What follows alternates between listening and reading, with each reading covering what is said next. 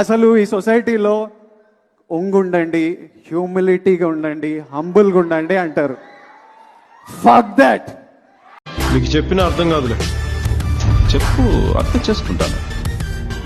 దాన్ని లాయల్టీ అంటారు, విధేయత. లైన్లో నిలబడి ఉల్లిపాయలు తేవడం, లేచి పిల్లల్ని రెడీ చేసి స్కూల్కి పంపించడాలను. బీటెక్ పాస్ అయిన నా పరిస్థితి ఇట్లుంటే 10th ఫెయిల్ సార్ వాళ్ళిద్దరు. వాళ్ళ పరిస్థితి ఏం సార్? అరే రవిశేఖర్, సిగ్గుపడకు, రైట్ చూడండి.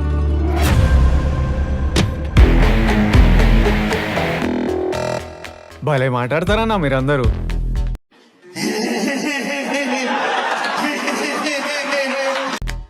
ఏ ఉల్లిపాయలు కొంటే ఆడు మనిషి కాదా? పిల్లల్ని రెడీ చేస్తే ఆడు మగాడు కాదా? నేను హత్యలు చేయడం తప్పే కాదు.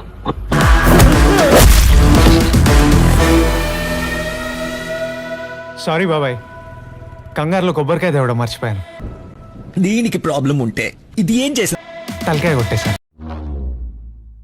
చూసారా సార్ డబుల్ యాక్షన్? గాడ్లా చూసుకోవాల్సిన నన్నే గాడు గీడని మాట్లాడి నేను కనపడగానే గురువుగారు అని పిలుస్తాడు. పరమ దుర్మార్గుడు సార్ వీడు. ఏ సైడ్ సార్ వీడిని? ఏవండి, వయసులో ఉండగా నేను అమ్మాయిలు వెంట పడేవాడిని, కానీ నీలాగా ప్రేమించలేదు. వాడుకున్నాను, వదిలేశాను.